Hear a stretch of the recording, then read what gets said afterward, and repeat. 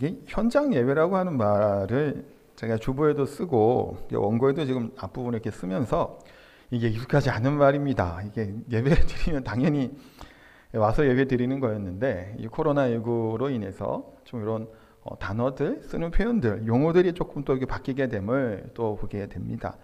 지금까지 많은 전염병이 있었지만 우리 지금 사는 이 세대를 생각하면 이 코로나만큼 큰 지금 파급력이 있고 영향을 줬던 전염병이 없었던 것 같습니다. 아까 한 곳에 말씀드린 것처럼 좀 차츰차츰 우리의 모임을 이렇게 해 나가려고 하는데 못 오시는 분들은 괜찮습니다. 또 괜히 또 그거 오고 안 오고가 중요하지는 당장은 않아요. 괜히 서로 못 오음에 대한 또 불편함, 또 잘못된 인식, 바라보는 좀 그런 정죄가 또 있어서도 안 될 것이고 우리가 좀 성숙하게 이와 같은 것들을 잘 하여튼 이겨냈으면 좋겠습니다.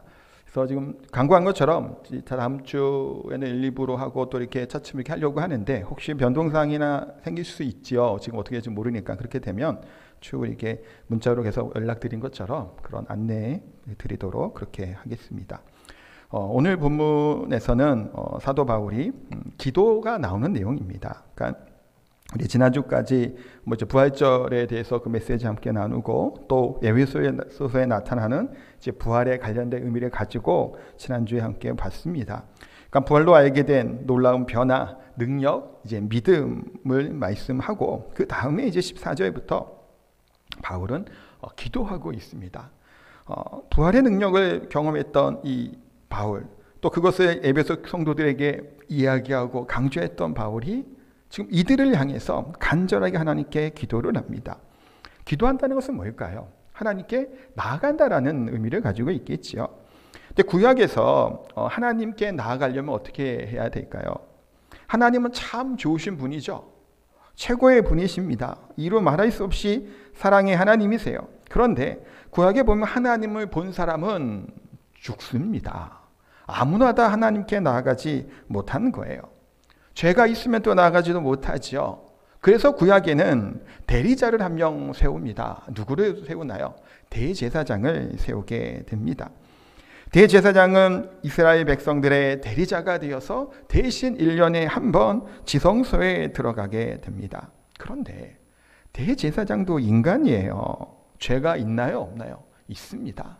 담대하게 지성소에 못 들어갑니다. 또한 당당하게 들어가지도 못해요. 숨을 죽이고 들어갈 수밖에 없는 그와 같은 우리와 똑같은 죄인이었다라는 거예요. 하나님은 그래서 그 제사장들의 옷을 만들어 줄 때 어떻게 만들려고 하냐면 옷 가장자리에 방울을 달았습니다. 따그당 따그당 소리가 나는 거예요. 그러니까 지성소에 제사장이 들어갈 때 어떤 소리가 날까요? 조용히 있었겠죠. 그 백성들은 그러면서 당이랑 땡그랑 소리가 나는 겁니다. 그렇게 소리가 나다가 갑자기 소리가 안 나요. 그럼 어떻게 된 걸까요? 죽은 거예요. 그래서 질질 땡겨서 끌어내게 됩니다. 이 표현이 끌어내라는 표현밖에 안 될 것 같아요. 죽은 대장을 끈으로 못 들어가니까요. 그 안에. 그런 일들이 사실은 구약에는 있게 됩니다. 온전하게 예배를 드리지 못하고 안에 문제가 있으면 제사장이 죽을 수 있다는 거예요. 그런데 예수님께서 십자가의 죽으심으로 말미암아 지성소, 이 성소의 휘장이 어떻게 되나? 위로부터 아래로 갈라지게 된 거예요. 그래서 이제는 대리자를 세우고 자기 대신에 누군가가 대신 가서 뭔가 할 필요가 없게 된 겁니다. 이제는 누구나 뭐예요? 하나님을 볼 수 있는 거예요. 하나님을 본 자는 죽었죠. 그러나 이제는 뭘까요? 하나님을 본 자가 사는 거예요. 누구를 통해 하나님을 본 걸까요?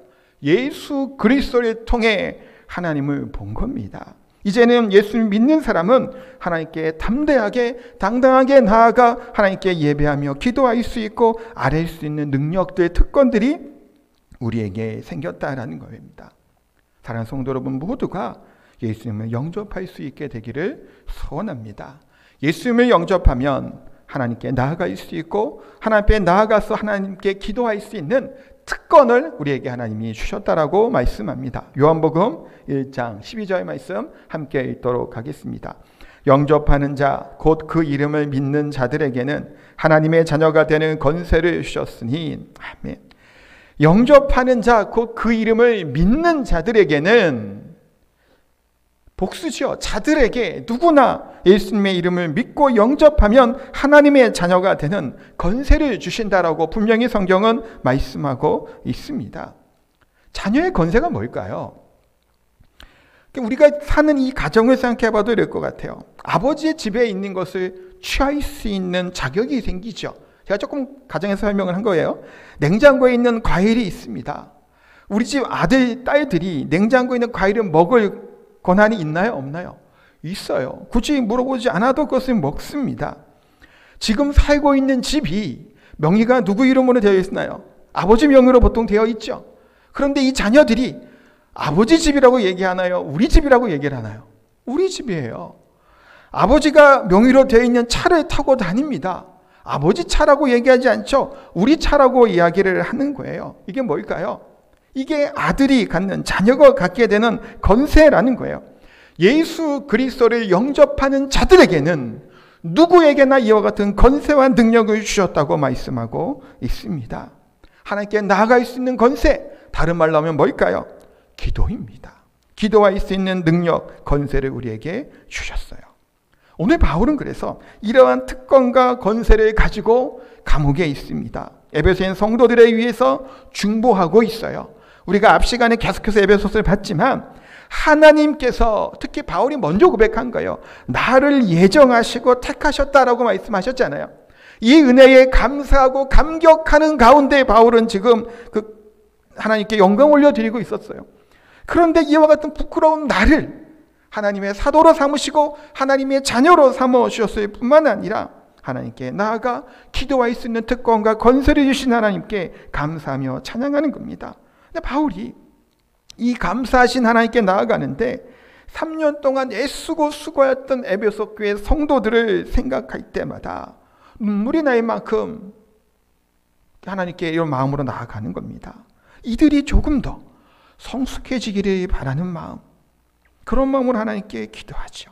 근데 오늘 본문에는 무릎을 꿇고 기도했다라고 말씀을 합니다. 간절함을 뜻합니다. 저는 이제 어디든 보니까 이 성경 구절을 가지고 기도할 때는 무조건 무릎을 꿇어야 된다라고 생각을 하는 오해가 없어야 된다고 하시는 어떤 분이 이렇게 얘기하시는 걸 들었는데, 그렇죠. 기도할 때 꼭 무릎을 꿇어야 되는 것은 아니에요. 눈을 뜨고 기도할 수도 있습니다. 예수님도 하늘을 우러러 보고 기도하시죠. 그러니까 기도할 때는 꼭 무릎을 꿇어야 되는 것은 아니에요. 그런데 무릎을 꿇었다고 하는 표현이 왜 나올까요? 바울 서신이 13권이에요. 신약성경에. 그런데 그 많은 서신서 중에서 바울이 무릎을 꿇고 기도했다라고 한 표현이 이곳에 이렇게 나오는 거예요. 다른 곳에 이렇게 나와 있지 않아요. 기도했다고 얘기를 하지. 그만큼 뭐 하는 걸까요? 간절한 마음으로 여러분들을, 교회들을 생각하며 기도하고 있음에 대해서 말씀하고 있는 거예요. 뿐만 아니라 얼마나 지금 얘기하고 기도하는 내용들이 중요한지라는 것에 대해서도 알 수 있는 대목이기도 합니다. 바울이 무릎 꿇고 간절하게 기도한 내용이 뭘까요? 그러면 16절에 바울은 환경을 변화시켜 달라고 16절부터 기도하지 않죠. 지금 바울은 감옥에 있습니다. 빨리 감옥에서 벗어나서 에베소 교회 성도들도 만나고 복음도 막 전하고 싶죠. 그렇게 허락해 달라고 기도하는 것도 아니에요. 바울은 뭘 기도하고 있나요? 에베소 교인 성도들이 속사람이 강건하게 해달라고 기도하고 있습니다. 그런데 우리가 하는 기도의 내용은 보통 어떤가요? 보통 많은 사람들이 저를 포함해 마찬가지일 거예요. 눈에 보이는 것에 기도를 할 때가 참 많다라는 것을 보게 됩니다. 영적인 세계보다는 육신적으로 육체적으로 움직이는 세계에 더 많은 관심을 기울일 때가 많지요. 이 세상은 다 돈을 좋아합니다. 그러니까 우리도 돈을 좋아하는 거예요. 세상이 명예를 되게 좋아하고 쫓죠.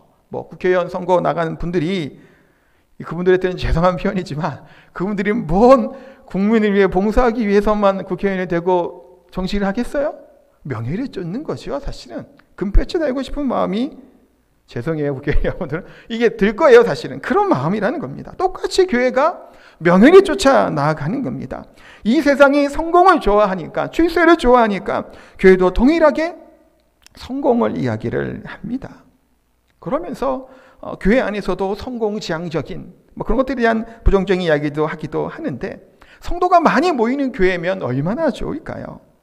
물론 좋아요. 또 우리가 전도하고 또 부흥하기 위해서 애쓰고 노력해야 됩니다. 그러나 우리들의 관심과 초점이 여기에만 몰두해서는 안 된다라는 거예요. 예수님이 제자들을 가르치실 때 성공만을 위해서 가르치시지 않았다라는 거예요. 예수님께서 제자들에게, 우리들에게 먼저 무엇을 요구하시나요? 너희는 먼저 그의 나라와 그의 의를 구하라는 겁니다. 이것이 하나님의 뜻이라는 거예요. 우리는 겉사람을 봐요. 외적인 모습에 너무 치중해서 볼 때가 참 많이 있습니다. 그러나 하나님은 뭘 보시나요? 중심을 보신다라고 성경 곳곳에 말씀하고 있죠. 우리가 겉으로는 아무리 완벽하게 보여도 우리의 중심을 주님은 보고 계시는 줄 믿습니다. 그래서 바울은 오늘 기도하는 세 가지 정도의 기도를 해요. 첫 번째는 그의 성령으로 말미암아 너희 속사람을 능력으로 강건하게 하시었고, 두 번째는 믿음으로 말미암아 그리스도께 너희 마음을 계시게 하고, 셋째는 사랑 가운데 뿌리 박히고 터가 굳어지기를 구한다라고 말씀하고 있습니다. 그 내용들을 좀 보면서 오늘은 첫 번째, 두 번째 내용들만 먼저 보도록 하겠습니다. 첫 번째는 속사람의 강건함에 대해서 기도합니다. 속사람의 반대는 무슨 사람인가요? 간단한 거죠. 겉사람이라고 얘기할 수 있을 것 같아요. 왜 이 얘기를 드리냐면, 많은 사람들, 제가 조금 전에 얘기한 것처럼 세상은 외적인 것들, 육적인 것들을 굉장히 좋아하고 따르지요. 또한 그러다 보니까 우리들 또한 겉에 드러나는 것에 대해서 굉장히 몰두할 때가 참 많다라는 겁니다. 그래서 예전에 이런 말들이 참 있었던 것 같아요. 외적인 것들에 가꾸는 것에 대한 이제 사업들이나 계획들이 성공한다라고 하는 말들도 사실은 좀 많이 있었습니다. 피부 관리하는 것, 성형외과를 한다라는 것, 그런 부분들이 있죠. 제가 어릴 때만 해도 이제 성형외과를 가서 한다고 찢어지고 그러면 요거 조금 깨끗하게 꼬매기 위해서 성형외과 간다는 얘기는 들어본 것 같아요. 근데 이제 요즘은 그렇지 않죠. 강남의 그 거리, 강남대로 그쪽 보면 양쪽에 성형외과가 그렇게 많다는 얘기가 있습니다. 이 얘기를 하면서도 저도 가보서 보지는 못했습니다만 그렇다는 거예요. 그만큼 많은 사람들이 외적인 것을 꾸미기를 원한다라는 겁니다. 그래서 한때 책을 읽자라고 하는 그런 붐이라고 해야 될까요? 내면을 가꾸기 위해서 이게 사회적으로도 그렇게 좀 세계 읽기 운동이라든가 또 내적인 것을 가꾸기 위한 것들이 한창 그때 유행했던 적들도 있었죠. 그만큼 우리는 외적인 곳에 시간과 돈을 많이 쓰게 되는 것을 보게 돼요. 근데 아무리 우리가 치장을 하고 또 우리가 많이 꾸민다고 해도, 운동을 한다고 할지라도 우리의 육체는 어떻게 되나요? 결국에는 늙어가는 겁니다. 결국에는 낡아지게 될 수밖에 없음을 우리가 압니다. 고린도후서 4장 16절에서 이렇게 말씀하죠. 그러므로 우리가 낙심하지 아니하니 우리의 겉사람은 낡아지나 우리의 속사람은 날로 새로워지도다. 이게 뭘까요? 겉사람은 예전에 후편하였죠. 옛날 성경은 썩어가는 거예요. 낡아져 가는 겁니다. 제가 굉장히 젊고 그러지만 죄송해요, 이런 표현 써서. 근데 저 또한 20대 때 생각, 30대 생각해 보면 좀 다른 거예요. 얼마 전에 제가 열이 나고 좀 아팠어요. 지난주였나요? 지지난주였나? 잘못 먹어서 그런 것 같아요. 잘못 먹었는지 오리 롭스를 이렇게 팩에 있는 걸 사서 이렇게 먹었는데 좀 많아갖고 애들이 안 먹겠대요. 그래갖고 아들하고 저하고 먹다가 남으면 또 버리잖아요. 에어프라이기 돌리고. 근데 그걸 꾸역꾸역 다 먹었어요. 먹었더니 설사가 나고 그냥 다음날 39도 막 연락이 올라가는 거예요. 그리고 정신이 없이 열이 나더라고요. 그런 적이 없었거든요. 뭘 먹어도 체한 적이 없는, 보시면 알겠지만 체할 체격이 아니잖아요. 근데 체했는지 배탈이 난 건지 모르겠지만 그 다음날 하루 하는 열이 39도까지 막 열이 올라가는 거예요. 그런 걸 보면 어떨까요? 겉사람은 점점점, 분명히 아직도 많이 젊지만 시간이 갈수록 우리가 점점점 낡아져 가는 거예요. 후패해져 간다는 겁니다. 그렇기 때문에 우리의 관심은 어디에 기울일 것에 대해서 말씀하고 있나요? 속사람이 강건해지기를 우리는 기도하고 마음을 기울일 수 있어야 된다는 거예요. 이사야 53장에 보면 예수님에 대한 모습을 가지고 이사야 선지자는 표현하게 됩니다. 나의 힘이 뭔가요? 연한 순처럼 보기에 흠모할 것이 없는 도살장에 끌려가는 모습처럼, 뭐 그런 어린 양처럼이라고 하면서 이사야 53장은 예수님에 대해서 설명하고 있어요. 그런데 예수님의 겉모습은 그래서 학자들이 추정하기엔 그래요. 굉장히 잘생긴 얼굴이 아니었을 것이다 라고 얘기를 합니다. 보통 영화에 보이는 예수님은 어떤가요? 잘생겼죠? 잘생긴 사람들이 보통 캐스팅돼서 역할을 할 때 참 많아요. 그런데 성경을 기준으로 읽어보면 그렇게 흠모할 만한 외적인 모습은 아니다라고 성경은 기록하고 있습니다. 그렇다고 예수님이 겉모습은 이렇게 흠모할 만하지 않다고, 그 예수님은 어떠한 분인가요? 하늘과 땅을 창조하신 하나님이시잖아요. 그 안에는 우리가 추구할 것은 뭔가요? 사실은 겉으로 드러나는 것들 물론 중요합니다. 그러나 우리의 속사람을 위해서, 우리의 내면을 위해서, 성령 안에 거하기를 위해서 우리가 애쓰고 그 마음을 드려야 된다는 것은, 시간을 더 드려야 되는 것은 어찌 보면 당연한 일이라고 얘기할 수 있습니다. 그런데 보세요. 16절 말씀 우리가 한 번 더 읽어보도록 하겠습니다. 그의 영광의 풍성함을 따라 그의 성령으로 말미암아 너희 속사람의 능력으로 강건하게 하시오며 라고 말씀하죠. 속사람의 강건하게 하기를 기도를 하는데 그 얘기는 뭘까요? 우리가 이제는 그 죄의 노예, 또 이 세상의 노예에서 뭘로 바뀐 거예요? 하나님의 자녀의 신분이 바뀐 거예요. 그걸 이제 에베소 하면서 몇 번 제가 말씀을 드렸죠. 신분이 바뀐 거예요. 신분이 바뀌었는데 우리는 때로는 고민스러운 게 있어요. 뭘까요? 내가 이제는 죄의 노예가 아니에요. 마귀의 자녀도 아니에요. 하나님의 자녀가 되었는데 옛 습관과 버릇들이 고쳐지지가 않는 거예요.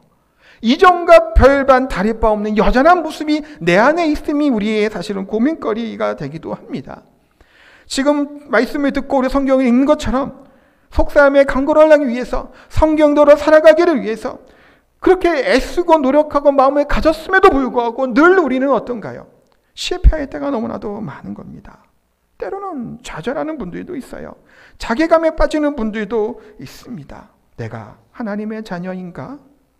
내가 정말 믿음으로 살고 있는 것인가에 대한 회의를 느낄 때가 많습니다. 그러나 사랑하는 성도 여러분, 이런 마음들, 갈등들, 때로는 우리가 좀 비참한 느낌이 드는 이런 마음들, 이 고민들은 누가 하는 고민과 갈등일까요? 하나님의 자녀들만 하는 갈등이라는 사실입니다. 우리 속에 있는 전혀 다른 두 종류의 마음들이 싸우고 있죠. 겉사람과 속사람이에요. 여전히 우리는 이 가운데 갈등 가운데 있게 됩니다. 때로는 우리의 속에 영적인 것이 이길 때가 있어요. 때로는 우리의 육적인 것들이 이길 때가 있습니다. 아까도 말씀드린 것처럼 코로나19로 인해서 생활 패턴이 참 많이 바뀌었죠. 그런데 코로나19 이 바이러스가 무서운 이유 중에 하나가 또 뭘까요? 제가 몇 번 얘기 드렸지만 요거는 조금 다른 내용이거든요. 무증상 감염이 굉장히 무서워요. 왜 그럴까요? 나는 괜찮아요. 나는 이겨낼 수 있죠. 그런데 증상도 없어요. 그래서 근데 몸에서 이걸 이겨내니까. 근데 보유하고 있어요. 그런데 연약한 사람과 접촉을 일어나게 될 경우 어떻게 되나요? 나는 괜찮은데 이 사람은 치명적일 수 있기 때문에 사실은 이게 더 무서운 거죠. 그러니까 증상이 없다고 있는 것이 아니에요. 그래서 지금 우리도 다들 증상이 없으시잖아요. 이제 근데 맞서게 쓰이는 건 뭘까요? 내가 무증상 감염자일 수도 있어요. 나는 전혀 관계가 없는 것처럼 느껴지겠지만 우리의 몸은 이렇게 되죠. 모든 음식이 다 그렇다 그러잖아요. 이 공기 중에도 얼마나 많은 세균들이 있나요? 냉면에도 대장균이 있다는 얘기도 하죠. 김치 속에서도 뭐 좋은 균도 있고 나쁜 균도 있겠죠. 그러나 우리가 이것을 먹고 마시면서도 우리의 몸이 그것을 이겨내는 거예요. 그러니 조금 뭐 지저분한 거라고 뭐 한다고 해도 우리가 이겨내는 겁니다. 아까 말씀드린 것처럼 이게 속에서 불편하면 먹고 설사를 하기도 하죠. 배탈이 나기도 하고 체하기도 하고 그래서 우리의 몸이 연약 아파지는 경우도 있습니다. 그런데 그래서 어떤 무슨 이 얘기가 투병한다라는 표현이 그렇게 쓰더라고요. 투병한다라는 거예요. 병과 우리의 몸이 싸운다라는 거죠. 언제까지 싸운 걸까요? 우리 안에 생명력이 있을 때까지 싸운다라는 거예요. 생명력이 다 소진되고 떨어지면 그럼 이제 죽는 거가 되는 겁니다. 그럼 마찬가지예요. 신앙생활 할 때 우리가 동일하게 이와 같은 싸움이 있는 겁니다.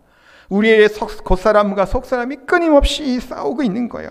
나이마다 새로워져야 됨에도 불구하고 그렇지가 않은 겁니다. 그래서 16절에 뭐라고 말씀하나요? 그의 영광의 풍성함을 따라 그의 성령으로 말미암아라고 말씀을 하는 거예요.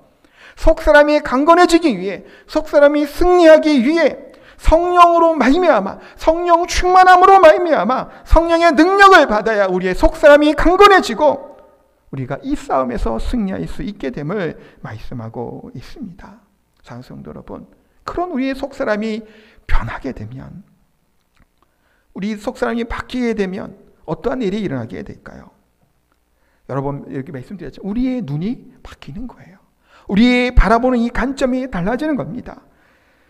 내 꿈을 쫓아서 살고 내가 하고 싶은 일만 쫓아갔던 이 사람이 어떻게 바뀌는 걸까요? 예수님이 원하시는 길에 따라가는 거예요. 그의 나라, 그의 의를 구하는 겁니다. 우리의 인생이 이렇게 바뀌어지게 되는 거예요. 때로 우리가 진로를 결정할 때 이런 고민들을 하게 됩니다. 내가 무엇을 해야 될까 고민을 하죠. 학생들이나 청년들도 고민을 합니다. 일단 뭘 얘기해 줘야 될까요? 어떻게 하면 돈을 많이 벌 것인가 얘기해 주지 않잖아요. 우리 교회에서는 뭘 얘기해 주나요? 무엇을 통해 하나님께 영광을 돌려드릴 수 있을까라는 것을 고민하는 거예요. 그 작년들도 마찬가지입니다. 우리가 무슨 일을 선택하고 새롭게 뭔가를 할 때 이것을 통해서 하나님께 영광 돌릴 것이 무엇이 있는가를 우리는 고민하는 사람이에요.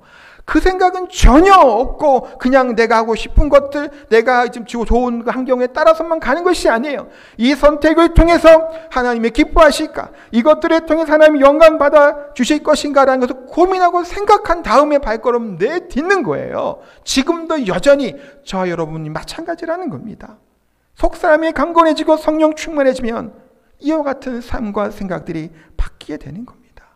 예수님께서, 우리 하나님이 이 땅을 향한 무엇을 원하시고 계실까요? 주를 영접하고 주의 이름을 부르며 찬양하게 되기를 예수님은 원하십니다. 하나님의 손은 그곳에 있다는 겁니다. 그래서 교회가 선교하는 일, 복음 전도하는 일에 수고하고 애를 쓰는 겁니다. 이사야 선지자가 하나님 나라를 바라보면서 하나님께서 주시는 감동에 따라 성경에 기록했죠. 가난한 자들이 기쁜 소식을 듣게 되는 나라를 기대한 겁니다. 병들고 상한 자들이 고침을 받는 하나님의 놀라운 나라를 기대했던 거고, 갇힌 자가 노임을 받고 놀린 자가 자유를 얻게 되는, 상처 입고 고통당하는 자가 위로함을 받게 되는 하나님 나라, 하나님께서 통치하시고 다스리게 될 메시아 왕국을 꿈꿨던 것이 이사야 선지자의 꿈이에요. 그의 비전이라는 겁니다. 이와 같은 하나님의 사람들의 비전을 꿈꾸고 하나님의 사람들이 하나님의 뜻에 따라 그 사명에 따라 살아갔던 위대한 하나님의 사람들이 얼마나 많이 있냐라는 거예요. 이 사명 때문에 때로는 목숨을 내놓습니다. 때로는 이 사명 때문에 기뻐하시오. 때로는 사명이 있기 때문에 감사하는 자들이 얼마나 많습니까? 내가 또한 우리가 사명이 있기 때문에 어디 가서나 주눅들지 않는 거예요. 당당한 하나님의 사람으로 살아가게 되는 겁니다. 제가 최근에 말씀드린 것처럼 수많은 믿음의 선지인들, 사도들, 부활의 증인들이었던 그들이 생명을 내어놓고 복음을 증거했다라는 사실이에요. 수많은 선교사님들이, 최근에 토마스 성경에서 말씀드렸죠. 아무것도 별로 한 것도 없는 이 젊은 20대의 나이에 목이 베어져 죽는 겁니다. 무엇 때문에 그럴까요? 사명의 사람이었기 때문이에요. 저 여러분 또 예수님의 제자로 예수님이 원하시는 뜻과 비전들과 꿈을 이루는데 쓰임받는 저희들이 되기를 소원합니다. 그러기 위해 우리가 성령의 능력을 받고 성령 충만하게 될 때 속사람이 강건해질 것이고 뿐만 아니라 이와 같은 능력으로 우리가 살아가게 될 줄 믿습니다. 두 번째는, 바울이 간절히 기도하는 두 번째는 그리스도의 다스리심을 기대하며 기도하고 있습니다. 17절 이 앞부분 한번 같이 읽도록 하겠습니다. 믿음으로 말미암아 그리스도께서 너희 마음에 계시게 하시옵고. 아멘. 계신다라고 하는 말, 거한다라고 하는 말씀이죠. 이 헬라어로는 카토이케오라고 하는 말입니다. 이 뜻은 영원히 안주한다라고 하는 말에서 유래된 말이에요. 그래서 거주하다, 거하다라고 하는 뜻을 가지고 있죠. 근데 이 뜻에는 두 가지 의미 정도로 우리가 생각해 볼 수 있어요. 첫 번째는 손님으로 존재한다라고 하는 의미로도 생각할 수 있습니다. 예수님이 내 안에 계시는데 우리가 그럼 어떻게 해야 될까요? 잘 대접하고 잘 편안하게 해드리고 신경 쓰는 거 하나 없이 그냥 내가 알아서 잘하면 될 것도 같죠. 마음 편하게 그냥 해드리려고. 또 다른 하나는 주인이 되어서 거하신다라고 하는 뜻을 가지고 있습니다. 어떤 것이 더 맞을까요?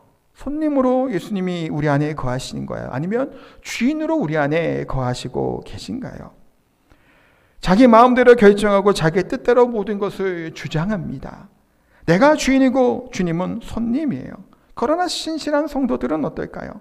주님의 뜻대로, 주님의 결정대로, 주님의 왕으로 모아시며 살아가게 되는 겁니다. 여러분들은, 여러분들은 어떠한가요? 예수님을 손님으로 그냥 모시고 계신가요? 아니면 우리의 주인으로 모시고 계신가요? 예수님께서는 그냥 손님으로 오셔서 편안하게 앉아서 쉬시다가 가시기 원하시는 것이 아니에요. 우리 속에 계셔서 우리 삶 모든 영역에서 우리 모든 생각에서 하나님이 우리를 다스리시며 통치하기를 원하십니다. 오늘 우리의 삶을 주장하시는 분이 누군가에 따라 우리의 삶이 바뀌게 됨을 믿으시기 바랍니다. 내가 주인이 되고 내가 주장하게 될 때는 어떨까요? 모든 것이 불안하고 불확실합니다. 왜 그럴까요? 나는 불안해요. 나는 연약한 존재란 말이에요. 그렇기 때문에 우리는 실패할 수밖에 없고 불안할 수밖에 없습니다. 그런데 우리 주님이 우리의 주인이 되신다면, 그분이 우리의 모든 것들을 통치하시고 다스리신다면 우리의 마음은 불안할 이유가 없다라는 겁니다.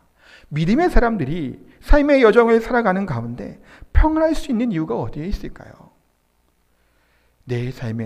우리의 삶의 여정에 이 키를 쥐고 있는 분이 우리 주님을 믿기 때문이에요. 예수님의 제자들이 풍랑이 몰아올 때 죽겠다고 난리를 치죠. 예수님이 얘기하신 것이 뭔가요? 왜 두려워하느냐라고 한 질문이에요. 왜 두려워하냐라는 거예요. 배 안에 누가 같이 있나요?